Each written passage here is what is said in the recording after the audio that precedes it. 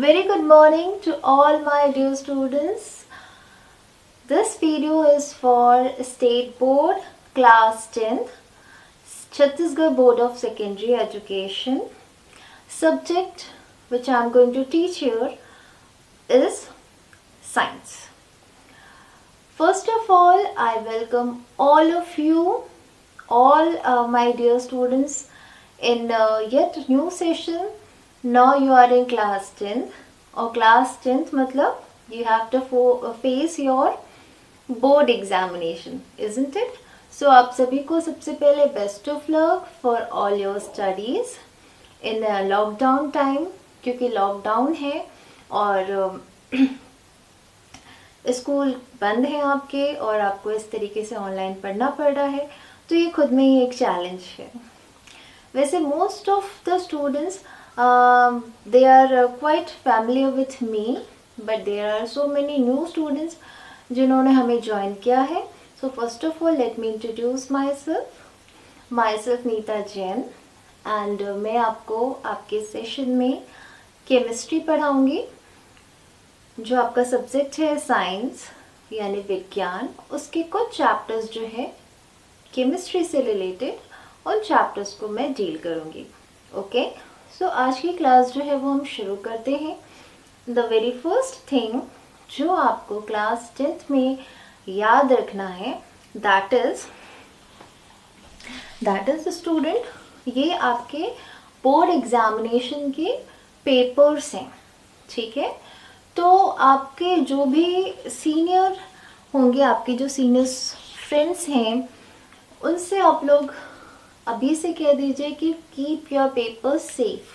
ठीक है, तो उससे क्या होगा कि आप इन पेपर्स को से रिवाइज कर सकते हैं एंड आपको ये पता चलेगा कि किस तरीके से, किस पैटर्न से क्वेश्चन आते हैं.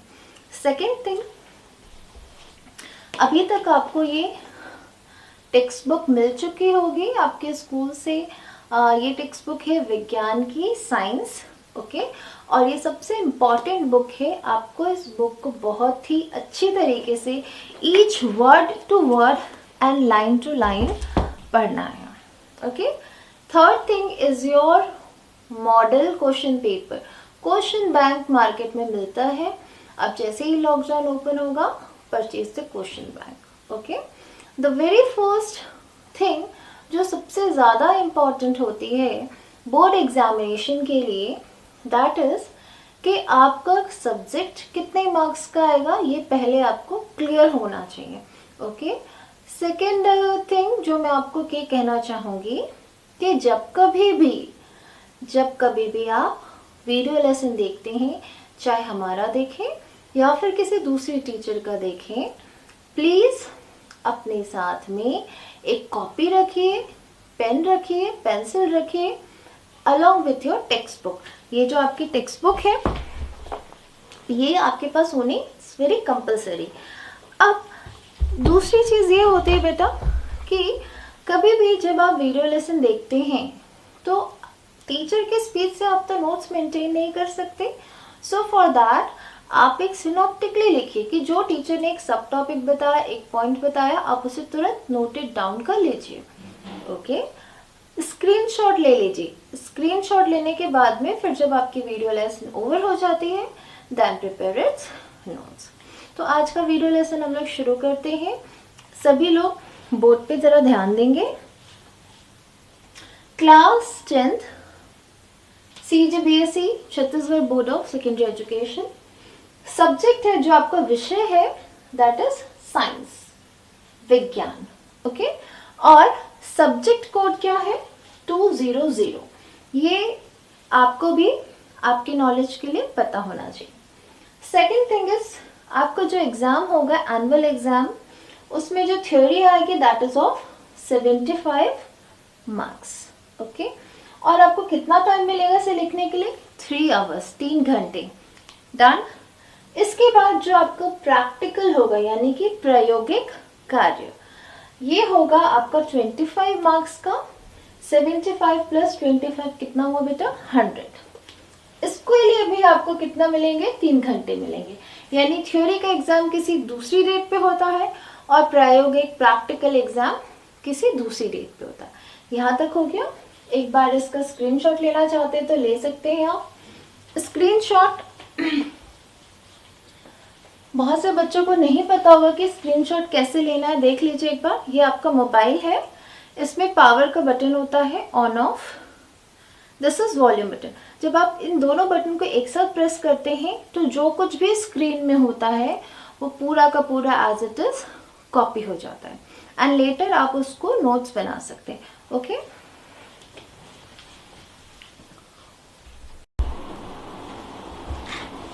तो स्टूडेंट, एक बार आप सभी अपनी टेक्स्ट बुक को ओपन करेंगे। टेक्स्ट बुक का जो इंडेक्स पेज है यानी विषय सूची, ये पेज नंबर जो चैप्टर नंबर 1 है उसके लेफ्ट हैंड साइड में, इसको निकालिए और मार्क करिए कि आपके केमिस्ट्री में कितने चैप्टर्स आ रहे हैं। देखो बेटा, एज एन इंडिविजुअल ऐसा कोई डिफरेंस नहीं होता है कि केमिस्ट्री का पेपर अलग आएगा, फिजिक्स का अलग आएगा, बायो का अलग आएगा, ऐसा कोई डिफरेंस नहीं है। जब आपका विज्ञान का पेपर आएगा, क्वेश्चन पेपर आएगा, उसमें सारे तीनों विषय के जो क्वेश्चंस हैं वो मिले हुए रहेंगे। दो आपको अलग अलग सब्जेक्ट एक्सपर्ट्स क्लासेस में पढ़ाते हैं, ठीक है। सो मार्क करिए यूनिट 2 अम्ल, क्षार एवं लवण, ठीक है, एसिड बेस एंड सॉल्ट, ये चैप्टर आपको हम पढ़ाएंगे। चैप्टर नंबर 4 है तत्वों का आवर्ती वर्गीकरण, periodic classification of elements. Chapter number 9 धातु एवं धातु कर्म, metals and metallurgy. Chapter number 11 अधातुओं का रसायन, ठीक है, chemistry of non metals. Chapter number 16 hydrocarbon के व्युत्पन्न यानी derivatives of hydrocarbon. Chapter number 17 दैनिक जीवन में रसायन, केमिस्ट्री इन एवरीडे लाइफ। तो ये जितने भी यूनिट्स अभी मैंने आपको मार्क करवाए हैं, ये सारे यूनिट्स आपको मैं पढ़ाऊंगी। ओके, अब सभी स्टूडेंट्स अपनी कॉपी में हेडिंग डालिए, right it. Unit number 2 acid basis and salt. You can see over the board acid, acid is called as अम्ल, एसिड को क्या कहते हैं, अम्ल। बेसिस क्षारक एंड सॉल्ट यानी लवण। अच्छा, अब एक चीज मैं आपसे पूछना चाहूंगी, एक एग्जाम्पल दे सकते हैं आप सॉल्ट का। आप डेली लाइफ में आप रोज भोजन करते हैं तो भोजन में एक चीज आप डालते हैं, आपने रोटी बनाई, आपने वेजिटेबल बनाया कुछ, ठीक है, या फिर आप नींबू रस पीते हैं तो उसमें एक ऐसी कॉमन चीज़ होती है सॉल्ट, ठीक है, जिसको हम कहते हैं नमक। एक ऐसे ही नमक का एग्जाम्पल बताइए, कॉमन सॉल्ट का एग्जाम्पल क्या होता है? Anybody try to guess it? NaCl। NaCl में एक सोडियम एटम होता है एंड एक क्लोरीन का एटम होता है, और you can say sodium ion and chloride anion, ठीक है। तो अब हम लोग इस चैप्टर को शुरू कर रहे हैं। होता क्या है, जनरली जैसे आप अपनी डेली लाइफ में इस चीज़ को देखे होंगे कि जब आप इस चीज़ को महसूस करिए और सोचिए कि ऐसा क्यों होता है। जब आपने दूध पिया, मिल्क पिया, उसका एक अलग स्वाद होता है, लेकिन जब आप एक नींबू को टेस्ट करते हो या जब लेमन जूस पीते हो तो उसका टेस्ट अलग होता है, isn't it? लेकिन वही चीज़ जब आप इमली खाते हो या फिर करेला खाते हो तो उसका स्वाद अलग होता है, ठीक है। अब हम एक एग्जाम्पल लेते हैं, सादा पानी, जिसको आप ड्रिंकिंग वाटर कहते हो। जब आप पानी पीते हो तो क्या कोई टेस्ट आता है? नहीं आता है, ठीक है। इसीलिए हम कहते हैं टेस्टलेस, यानी कि जो पानी होता है वो कैसा होता है, उसका कोई भी स्वाद नहीं है, इसलिए पानी इज वाटर इज टेस्टलेस, ठीक है। लेकिन जब आप किसी समुद्री एरिया में जाते हो जहाँ पे समंदर होता है तो वहाँ का जो पानी होता है वो खारा होता है, ठीक है। तो ये चीज़ क्यों हुई ऐसा कि हर चीज़ का स्वाद बदल गया? कभी सोचा है आपने ऐसा क्यों होता है? ये स्वाद ऐसी कौन सी चीज़ है जिसके ऊपर ये टेस्ट डिपेंड करता है, ठीक है। और इसी रीज़न की वजह से हमने सारे जो सब्सटेंसेस होते हैं, जो कंपाउंड्स होते हैं, उनको एसिड बेस में क्लासिफाई किया है। ठीक है, अब हम लोग इसके आगे के एग्जाम्पल्स को स्टडी करेंगे, जो कि आपकी टेबल दी हुई है, यानी कि सारणी 1। ठीक है, आप सब देख सकते हैं, मैं भी आपको ये बताने वाली हूँ। सारणी नंबर 1, सारणी यानी कि table number 1। Take out your copies, और कॉपीज में अब आप लोग स्टूडेंट्स, अब हम लोग कुछ फ्यू मोर एग्जाम्पल्स देखेंगे, कुछ और उदाहरण को समझने की कोशिश करेंगे चैप्टर को शुरू करने से पहले। ओके, जैसे कि आपने देखा होगा कभी कभी आपके कपड़ों पे सब्जी के दाग लग जाते हैं। ठीक है, और जब आप उसे धोते हैं तो वो येलो कलर कैसे चेंज हो जाता है, रेड कलर में चेंज हो जाता है। फिर जैसे ही आप पानी से अगेन साबुन को वॉश कर देते हैं तो फिर से वो येलो कलर में चेंज हो जाता है। तो ऐसा क्यों होता है? ठीक है, दूसरा एग्जाम्पल, जो तांबे के बर्तन होते हैं या फिर तांबे का आपके पास में कोई मेडल है, तो उसमें in due course of time, समय के साथ वो क्या हो जाता है, उसकी शाइनिंग कम हो जाती है। तो ऐसा कहा जाता है कि नींबू के रस से उसको क्या साफ कर दीजिए, तो उसकी जो शाइनिंग है वो वापस आ जाएगी। तो आपने कभी सोचा है ऐसा क्यों होता है? या फिर एक और एग्जाम्पल लेते हैं हम, कभी कभी जब आप धूप में जाते हैं या बहुत लंबे समय तक आपने कुछ खाना नहीं खाया, तो आपके पेट में एसिडिटी हो जाती है। ठीक है, तो एसिडिटी को ठीक करने के लिए एक दवा दी जाती है जिसका नाम होता है एंटासिड। तो ऐसा क्यों होता है? ये सारे एग्जाम्पल्स, ये सारे उदाहरणों का आपको जो आंसर है वो इस चैप्टर में मिलेगा। ठीक है, तो सबसे पहले ये जानते हैं कि ऐसे हमारे डेली लाइफ में ऐसे कौन कौन से एग्जाम्पल्स हैं जिसमें एसिड प्रेजेंट होता है, जिसमें बेस प्रेजेंट होता है, और एक्चुअल में ये एसिड और बेस होता क्या है। ठीक है, जो आपके सारणी नंबर 1 है उसमें बहुत सारे एग्जाम्पल्स दिए हुए हैं, आपको उसे अपनी कॉपी में बनाना है। That is very very important for 1 mark question. Okay, देखते हैं फर्स्ट एग्जाम्पल। चाहे तो आप इसका स्क्रीनशॉट ले लीजिए। हम लोग पढ़ रहे हैं सारणी नंबर 1, प्राकृतिक स्रोत। ठीक है, यानी नेचुरल सोर्सेस। प्राकृतिक यानी नेचुरल, स्रोत यानी सोर्सेस। ठीक है, फर्स्ट एग्जाम्पल दिया है इमली। इमली को हम क्या कहते हैं? टैमरिंड। ठीक, इसमें कौन सा एसिड प्रेजेंट होता है? Tartaric acid. अच्छा, अभी स्टूडेंट्स जब आप क्लास 10 से क्लास 11th में जाएंगे एंड क्लास 12th में जाएंगे तो धीरे धीरे धीरे आपको बाइलिंगुअली भाषा सीखनी होगी। ठीक है, जैसे कि आप कोई नाम लिख रहे हैं किसी एसिड का, तो नाम आप उसको कोशिश ये करिए कि जो उसकी स्पेलिंग है उसको आप इंग्लिश में लिखें, सो दैट जब आप इंग्लिश में स्पेलिंग लिखेंगे तो आपको बहुत आसानी होगी उसे याद रखने में। ठीक है, तो इमली में कौन सा एसिड प्रेजेंट होता है students? Tartaric acid. Very very important. ठीक है, सेकेंड एग्जाम्पल है एप्पल। एप्पल यानी सेब। सेब में कौन सा एसिड प्रेजेंट होता है? Malic acid. ये जो टेबल है ना, इससे 1 नंबर के क्वेश्चन आते हैं, 1 मार्क क्वेश्चन आते हैं आपके लिए। ठीक है, आपके कैसे पैटर्न पता है आपको? एक क्वेश्चन पेपर में कैसा होता है कि एक क्वेश्चन दे दिया जाएगा कि निम्नलिखित में से कौन सा अम्ल सेब में उपस्थित होता है, और आपको 4 ऑप्शन दे दिए जाएंगे, tartaric acid, citric acid, malic acid और कोई एक और एसिड। तो आपको वहाँ पे क्या टिक करना होगा? Malic acid. ठीक है, coming to third one, baking soda. Baking soda यहाँ पे मैंने एग्जाम्पल लिया है, इसे कहते हैं हम खाने का सोडा। ठीक है, जिसे आप केक में डालते हैं, जब आप भजिया बनाते हैं, पकौड़ा बनाते हैं, उस पर डालते हैं। तो ये क्या करता है बेटा? उसको फुलाने का काम करता है। ठीक है, पफीनेस ला देता है। क्यों लाता है? क्योंकि कार्बन डाइऑक्साइड गैस रिलीज होती है। ये आपने पढ़ा है ऑलरेडी। बेकिंग सोडा को हम क्या कहते हैं बेटा? खाने का सोडा। इसका कॉमन नाम क्या होगा? खाने का सोडा।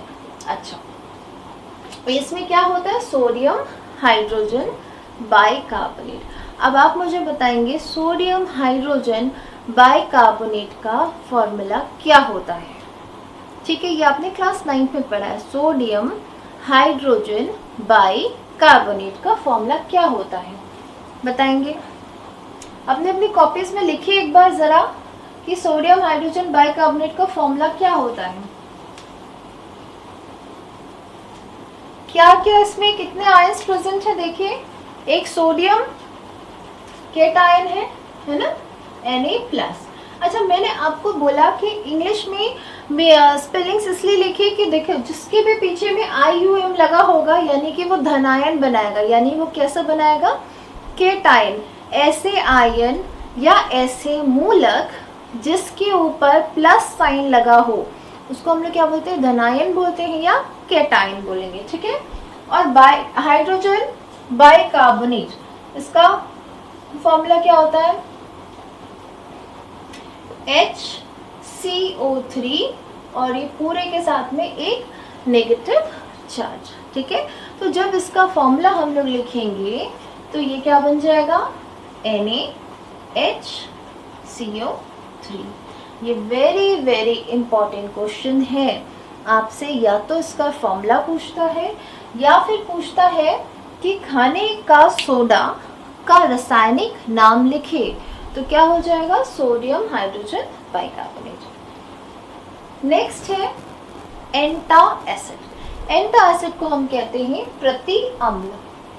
प्रति अम्ल, जो अम्ल यानी जो एसिडिटी होती है उसको जो खत्म कर दे उसे कहते हैं हम एंटाएसिड, यानी एसिड का अपोजिट, इसलिए एंटा वर्ड लगाया है, इसीलिए प्रति अम्ल, ठीक है। इसका एग्जाम्पल है मैग्नीशियम हाइड्रोक्साइड। जो दवा देते हैं ना उसमें क्या होता है? Magnesium hydroxide.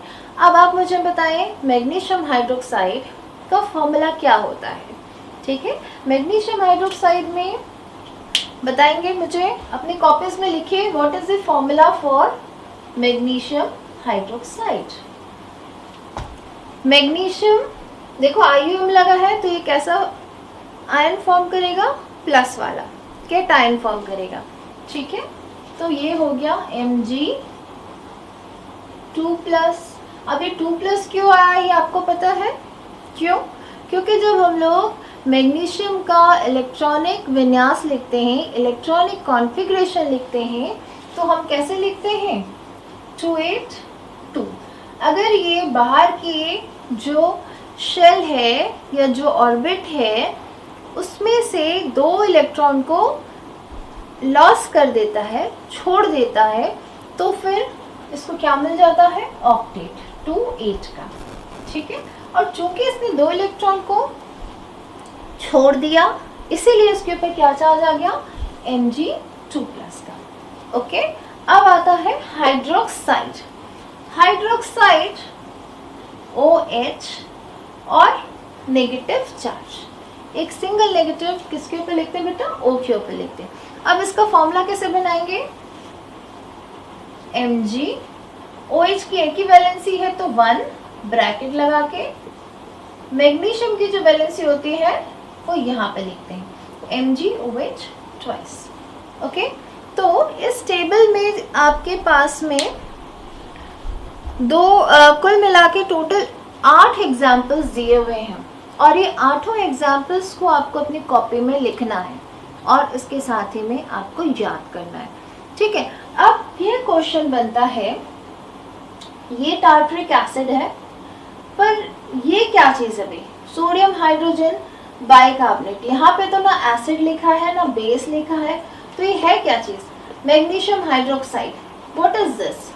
ठीक है, तो अब हम ये जानेंगे कि एसिड क्या होते हैं और बेस क्या होते हैं और उनको कैसे पहचाना जाता है, ठीक है। यहाँ पे एक वर्ड आता है सूचक। सूचक को कहते हैं हम इंडिकेटर, ठीक है। आप गाड़ी चलाते हो, स्कूटी चलाते हो, आप एक्टिवा चलाते हो, उसमें इंडिकेटर देते हो। इंडिकेटर का मतलब क्या होता है? अगर आपको लेफ्ट साइड जाना है तो वो बल्ब जलेगा, इंडिकेट करेगा कि भाई ये जो गाड़ी है वो लेफ्ट हैंड साइड जा रही है। तो इंडिकेटर शब्द का मतलब ही होता है जो किसी के होने का इंडिकेशन दे, सूचक। ठीक है, तो सूचक वो सब्सटेंस होते हैं, वो पदार्थ होते हैं जो ये बताते हैं कि जो जिस कंपाउंड का आप टेस्ट कर रहे हो वो एसिड है या फिर बेस है। ठीक है, सो इतना आप लोग थोड़ा स्क्रीनशॉट ले लीजिए, फिर आगे बढ़ते हैं।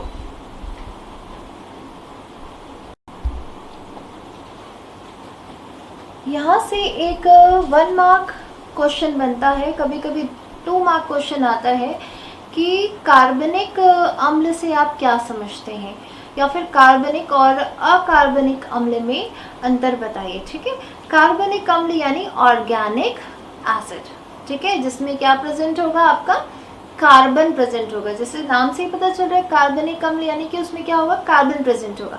तो जितने भी प्राकृतिक स्रोत हैं, जितनी भी नेचुरल चीज़ें हैं जिनमें, जैसे कि एप्पल में एसिड प्रेजेंट था, तो मैलिक एसिड, टार्टरिक एसिड, ये सब कैसे हो जाएंगे, ऑर्गेनिक एसिड। अब आते हैं अकार्बनिक अम्ल, यानी कि इनऑर्गेनिक एसिड कौन से होते हैं, जो किसी खनिज में प्रेजेंट होते हैं। ठीक है, जैसे कि कुछ एग्जांपल्स लिखिए। अब ये जो है ना बेटा, एक बार इसका स्क्रीनशॉट लीजिए, सभी लोग अच्छे से स्क्रीनशॉट ले लीजिए पहले। और ये जो है द मोस्ट इम्पॉर्टेंट चीज़ें हैं, द मोस्ट इम्पॉर्टेंट फॉर्मूलेस जो अब से आपको केमिस्ट्री में थ्रू आउट द ईयर काम आने वाले हैं। ओके, लिखिए कुछ एग्जाम्पल्स यानी कुछ उदाहरण, किसके, एसिड के और बेस के। अलॉन्ग विद आपको क्या याद रखना है, इसके फॉर्मूलेस को आपको बहुत अच्छे से याद रखना है। ठीक है, एसिड लिखेंगे नाइट्रिक एसिड, आप चाहें तो इंग्लिश में स्पेलिंग लिख लीजिए या फिर आप चाहें तो हिंदी में भी लिख सकते हैं, no problem at all. Okay, nitric acid में लिखेंगे फॉर्मूला HNO3। ठीक है, अगर मुझे इसकी एटॉमिसिटी ज्ञात करने को बोला जाए तो एटॉमिसिटी क्या होती है बेटा, देखो कितने एटम्स है ऑक्सीजन के, 3, प्लस नाइट्रोजन के कितना एटम है, 1, प्लस हाइड्रोजन के कितने एटम है, 1। तो इसकी एटॉमिसिटी कितनी हो जाएगी, 3 + 1 4 + 1 5। ये आपको पता होना चाहिए, क्लास 9th में पढ़ा है। सेकेंड एग्जाम्पल है सल्फ्यूरिक एसिड H2SO4। ठीक, हाइड्रोक्लोरिक एसिड HCl।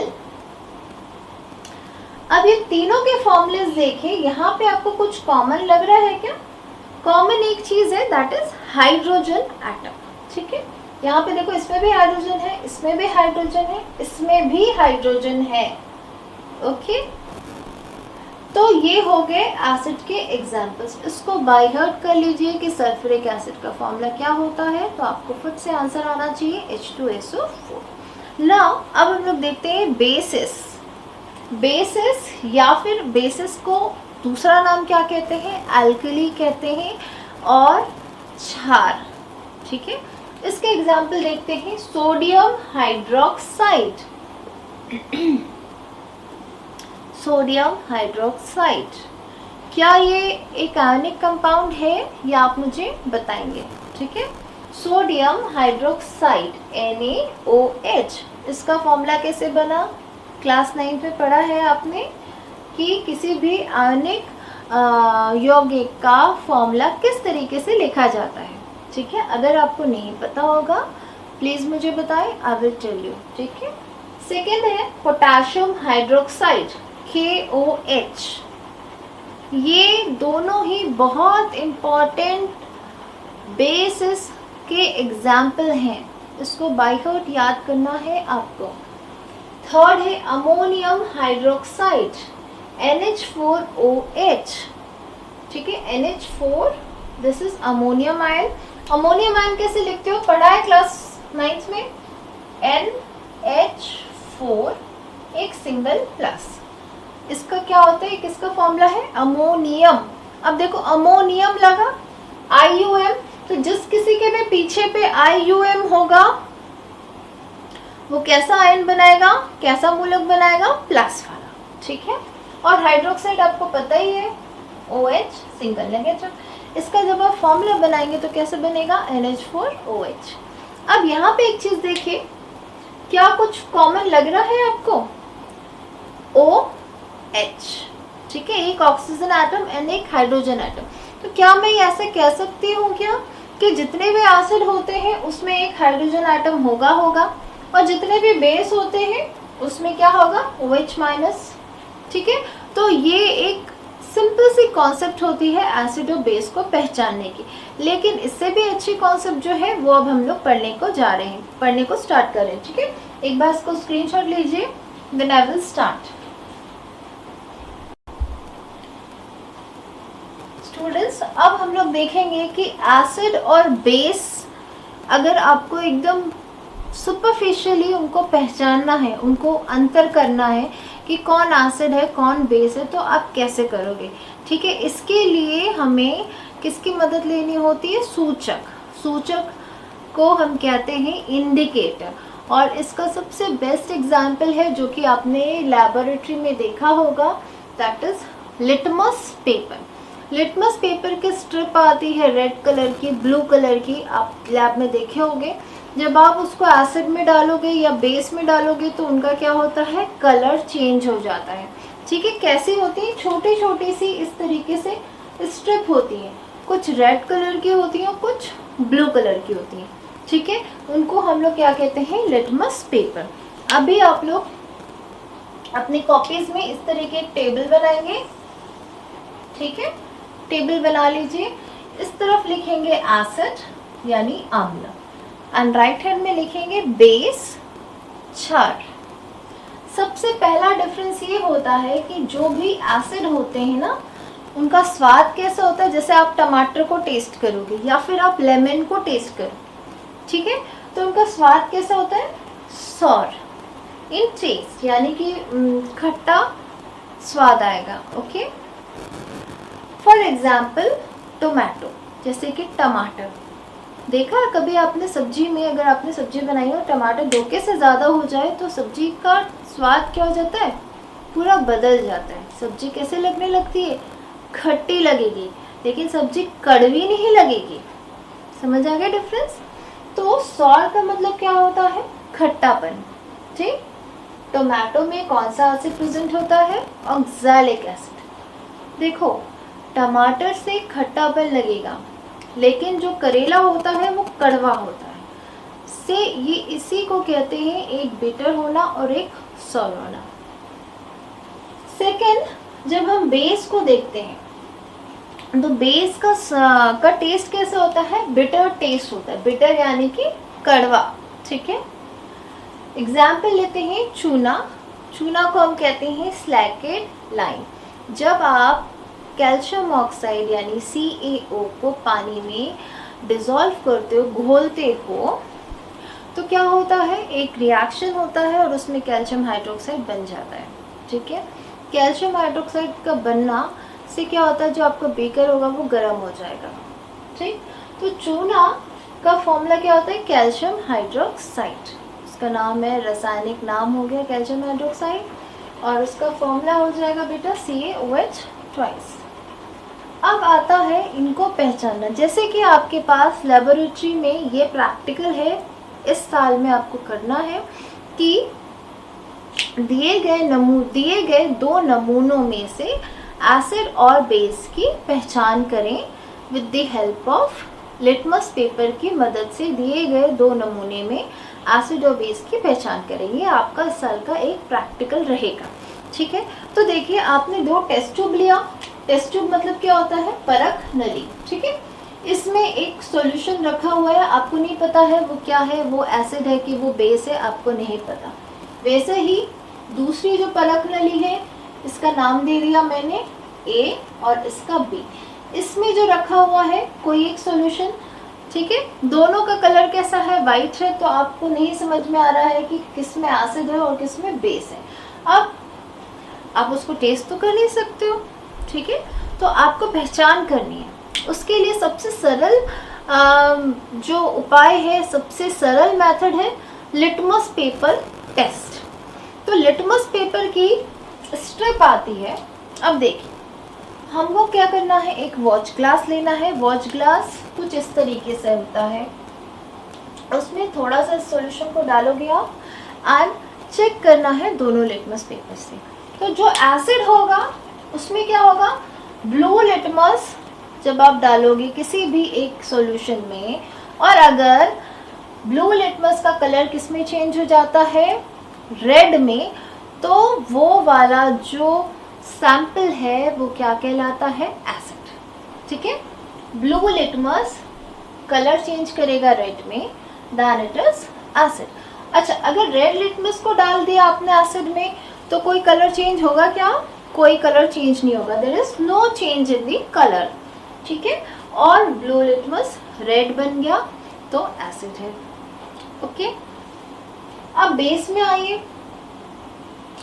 जो भी सॉल्यूशन या जो भी सैंपल, जिस ट्यूब में आप सैंपल ले रहे हैं, जिस भी टेस्ट ट्यूब से सैंपल ले रहे हैं, परख नली से जो सैंपल ले रहे हैं, अगर आपने उसमें रेड लिटमस डाला और वो रेड लिटमस इसमें चेंज कर दिया कलर, मतलब लिटमस पेपर का कलर चेंज हो जाएगा।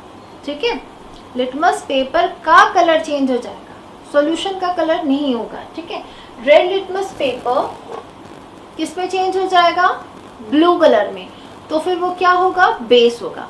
अब अगर बेस में आपने ब्लू लिटमस डाला तो क्या कोई कलर चेंज होगा, नहीं चेंज होगा। ठीक है, तो इसको आप एक बॉक्स बनाइए और बॉक्स बना के लिख लीजिए कि कोई भी एसिड लिटमस के प्रति कैसे रिएक्ट करता है, कैसे अभिक्रिया करता है, ब्लू लिटमस को वो क्या कर देगा, रेड बना देगा, और जो बेस होगा वो रेड लिटमस पेपर ब्लू में चेंज हो जाएगा। ठीक है, इसको एक बार लिख लीजिए आप लोग।